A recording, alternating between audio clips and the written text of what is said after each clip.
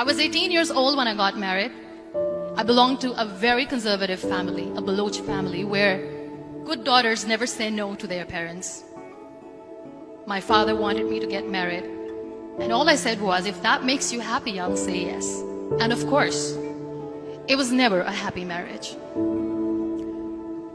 Just about after 2 years of getting married, about 9 years ago, I met a car accident. Somehow my husband fell asleep and the car fell in the ditch. He managed to jump out, saved himself. I'm happy for him. But I stayed inside the car and I sustained a lot of injuries. The list is a bit long. Radius ulna of my right arm were fractured. The wrist was fractured. Shoulder bone and collarbone were fractured. My whole rib cage got fractured.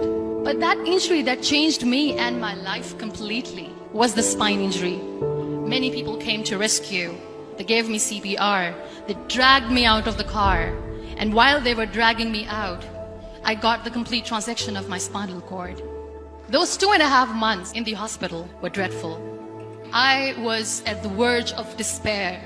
One day, doctor came to me and he said, well, I heard that you wanted to be an artist, but you ended up being a housewife. I have a bad news for you. You won't be able to paint again. Next day, doctor came to me and said, your spine injury is so bad. You won't be able to walk again. I took a deep breath and I said, it's all right. Next day, doctor came to me and said, because of your spine injury and the fixation that you have in your back, you won't be able to give birth to a child again. That day, I was devastated. I started to question my existence. Why am I even alive? So what kept me going was, one day I asked my brothers, I know I have a deformed hand, but I'm tired of looking at these white walls in the hospital and wearing these white scrubs. Bring me some colors, bring me some small canvas. I want to paint. So the very first painting I made was on my deathbed, where I painted for the very first time. What an amazing therapy it was. Without uttering a single word, I could paint my heart out. I could share my story. People used to come and say, what lovely painting. So much color. Nobody could see the grief in it. Only I could.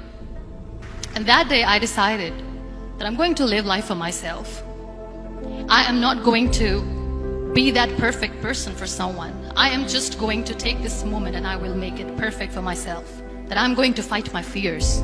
So I wrote down one by one all those fears. And I decided that I'm going to overcome these fears one at a time. You know what was my biggest fear? Divorce. But the day I decided that this is nothing but my fear, I liberated myself by setting him free. And I made myself emotionally so strong that the day I got the news that he's getting married, I sent him a text that I'm so happy for you and I wish you all the best. And he knows that I pray for him today. Number 2 was, I won't be able to be a mother again. And that was quite devastating for me. But then I realized there are so many children in the world, all they want is acceptance. So there is no point of crying, just go and adopt one. And that's what I did.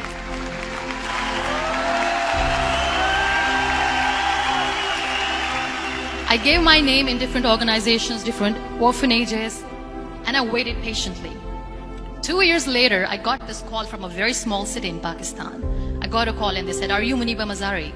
There is a baby boy and would you like to adopt? I could literally feel the labor pain. I said, yes, yes, I am going to adopt him. I am coming to take him home. And that day, Niall was 2 days old, and today he's 6. You know, when you end up being on the wheelchair, what's the most painful thing? People think that they will not be accepted by the people because we, in the world of perfect people, are imperfects. So I decided to appear more in public. I started to paint. I have done a lot of modeling campaigns. I decided that I'm going to join the national TV of Pakistan as an anchor person. I became the National Goodwill Ambassador for UN Women Pakistan, and now I speak for the rights of women, children. I was featured in BBC 100 Women for 2015. I'm one of the Forbes 30 under 30 for 2016. So when you accept yourself the way you are, the world recognizes you. It all starts from within. We have this amazing fantasy about life. This is how things should work. This is my plan. It should go as per my plan. If that doesn't happen, we give up. I never wanted to be on the wheelchair. Never thought of being on the wheelchair. This life is a test and a trial, and tests are never supposed to be easy. So when you're expecting ease from life, and life gives you lemons, then you make the lemonade, and then do not blame life for that. It is okay to be scared. It is okay to cry. Everything is okay, but giving up should not be an option. They always say that failure is not an option. Failure should be an option, because when you fail, you get up, and then you fail, and then you get up, and that keeps you going. Embrace each and every breath that you are taking. Celebrate your life. Live it. Don't die before your death. Real happiness lies in gratitude. So be grateful, be alive, and live every moment.